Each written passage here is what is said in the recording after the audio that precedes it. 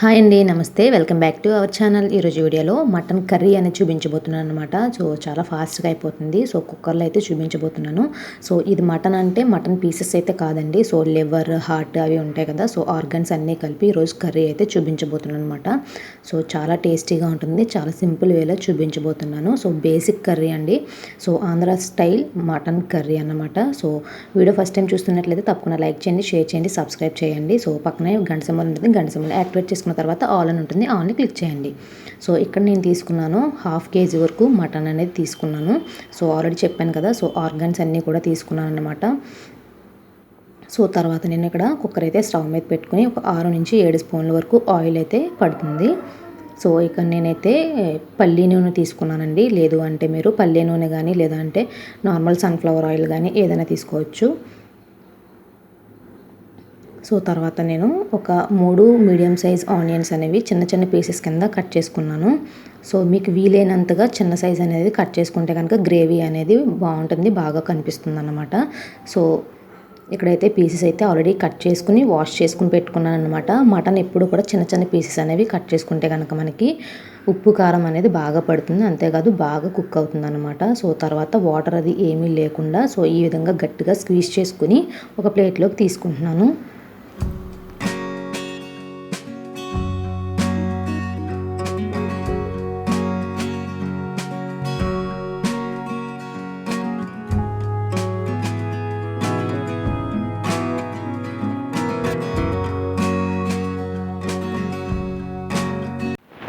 So ఇక్కడైతే onions అయితే fry అవుతున్నాయి, చూస్తున్నారు కదా. ఆనియన్స్ అనేవి బాగా ఫ్రై అవ్వాలన్నమాట. పచ్చివాసన పోయేంత వరకు కూడా బాగా ఫ్రై అవ్వాలి. సో మనకి కలర్ కూడా చేంజ్ అవుతుంది. సో ఆ తర్వాత మనం ఇందులో అల్లం వెల్లుల్లి పేస్ట్ అనేది సో అప్పటికప్పుడు మీరు దంచుకున్న పర్వాలేదు, లేదు అంటే మిక్సీ పట్టుకున్న పర్వాలేదు. సో ఫ్రిడ్జ్లో ఉన్నది యూజ్ చేయకండి, ఎందుకంటే మనం ఫ్రిడ్జ్లో స్టోర్ చేసేది దాంట్లో ఫ్లేవర్ అనేది ఉండదన్నమాట, ఘాటుగా ఉండదన్నమాట. సో మనం ఇన్స్టెంట్గా అప్పటికప్పుడు ప్రిపేర్ చేసుకున్నది అయితే నాన్ వెజ్కి చాలా బాగుంటుంది. సో తర్వాత అల్లం వెల్లుల్లి పేస్ట్ 1.5 స్పూన్ వేసుకున్న తర్వాత అది కూడా పచ్చివాసన పోయేంత వరకు వేయించుకుంటాను. వేయించుకున్న తర్వాత పీసెస్ అనేవి ఆల్రెడీ నేను పక్కన పెట్టుకున్నాను కదా. సో ఆ పీసెస్ అనేవి నేను ఈ ఆనియన్స్లో వేసేస్తానన్నమాట. సో మటన్ మనకి ఎంత ఎక్కువసేపు కుక్ అవుతే కనుక అంత సాఫ్ట్గా ఉంటుందన్నమాట పీస్ అనేది. సో వీలైనంత వరకు విజిల్ పెట్టకముందే ఎక్కువసేపు మగ్గించుకోవడానికి ట్రై చేయండి. సో నేను తీసుకున్నది అయితే మటన్ కాదు కాబట్టి, మటన్ లోపల ఆర్గన్స్ తీసుకున్నాను కాబట్టి సో ఫాస్ట్గానే కుక్ అయిపోతాయి. సో మీకు ఒక 5 to 6 విజిల్స్ వస్తే కనుక మీకు కుక్కర్ విజిల్ని బట్టి, కుక్కర్ ప్రెషర్ని బట్టి ఉంటుందన్నమాట. సో ఈ కుక్కర్ అయితే నేను ఒక 5 విజిల్స్ వేయించాను. సో కరెక్ట్గా నాకు కుక్ అయిపోయిందన్నమాట. సో తర్వాత ఈ విధంగా కొద్దిగా మగ్గిన తర్వాత వాటర్ అనేది మనకి బయటకు రిలీజ్ అయిపోతూ ఉంటుంది, మటన్లో ఉన్న వాటర్ అంతా. సో మనం కారం అడ్జస్ట్ చేసుకుంటూ మనం స్పైసీనెస్ అనేది ఎంత తింటామో దాన్ని బట్టి నేను 2 స్పూన్స్ ఆఫ్ కారం యాడ్ చేశాను. తర్వాత రాక్ సాల్ట్ అనేది యాడ్ చేశాను అన్నమాట. తర్వాత కొద్దిగా పసుపు కూడా యాడ్ చేసుకున్నాను. సో పసుపు, కారం, ఉప్పు 3 కూడా బాగా మిక్స్ అయ్యేటట్లుగా ముక్కలకు పట్టే విధంగా బాగా మిక్స్ చేసుకున్న తర్వాత ఒక 3 నుంచి 4 నిమిషాలు మూత పెట్టుకుని మీడియం ఫ్లేమ్లో బాగా మగ్గించాలన్నమాట. ఆ మగ్గించడం వల్ల ఉప్పు కారం అనేది పీసెస్కి బాగా పడుతుంది. మీరు ఉప్పు కారం వేసిన తర్వాత మగ్గించకుండా నార్మల్గా కుక్కర్ పెట్టేసి వాటర్ వేసేసి కుక్కర్ పెట్టేస్తే కనుక ముక్క అనేది బాగా ఉడికిపోతుంది, కానీ ఉప్పు కారం అనేది ముక్కకి పీస్కి పట్టదన్నమాట. సో ఈ చిన్న చిన్న టిప్స్ ఫాలో అయితే కనుక మనకి నాన్ వెజ్ ఐటమ్స్ అనేవి బాగా కుదురుతాయి. సో టేస్ట్ అనేది చాలా బాగుంటుంది.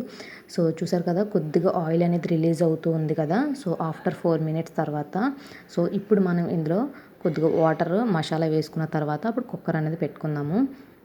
సో ఇక్కడ నేను యాడ్ చేస్తున్నాను హోమ్ మేడ్ గరం మసాలా అండి. సో ఇది కూడా మన ఛానల్లో అవైలబిలిటీగా ఉందన్నమాట. ఆల్రెడీ నేను ఆ వీడియో కూడా పోస్ట్ చేశాను, కావాలంటే లింక్ డిస్క్రిప్షన్లో ఇస్తాను, తప్పకుండా చెక్ చేయండి. సో 2 స్పూన్స్ అనేది నేను గరం మసాలా యాడ్ చేశాను. సో మసాలా వేసిన తర్వాత ఒకసారి బాగా మిక్స్ చేసుకుని ఒక 10 to 15 సెకండ్స్ అలానే వదిలేస్తే కనుక మనకి ఆ మసాలా కూడా బాగా పడుతుందన్నమాట. సో తర్వాత కొద్దిగా వాటర్ అనేది యాడ్ చేయండి. ఆల్రెడీ ఇందులో కొద్దిగా వాటర్ ఉంది కాబట్టి మనం ఎక్కువ యాడ్ చేస్తే కనుక కర్రీ కుక్ అయిపోతుంది, పలుచగా ఉంటుంది. సో మనం గ్రేవీ థిక్నెస్ని బట్టి వాటర్ అనేది యాడ్ చేసుకోవాలి కదా. సో నేనైతే కొంచెం చిక్కగానే వండుతున్నాను. సో థిక్నెస్ అనేది మనం రైస్లో కాబట్టి కొంచెం గ్రేవీ అనేది థిక్గానే ఉండాలన్నమాట. సో దాన్ని బట్టి వాటర్ అనేది యాడ్ చేసుకోవాలి. చూసారు కదా, ఈ విధంగా కొద్దిగా వాటర్ అనేది యాడ్ చేశాను. జస్ట్ ఆ పీసెస్ అనేవి ములుగుతూ ఉంటాయి అన్నమాట. సో పైకి కనిపిస్తూ ఉంటాయి. సో అంతవరకు ఆ లెవెల్ వరకు నేను వాటర్ అనేది యాడ్ చేశాను అన్నమాట. సో తర్వాత 5 విజిల్స్ తర్వాత మీకు చూపిస్తున్నాను. సో చూసారు కదా, కర్రీ అయితే పర్ఫెక్ట్గా కుక్ అయిపోయిందనమాట. ఆయిల్ అంతా కూడా పైకి రిలీజ్ అయిపోయింది.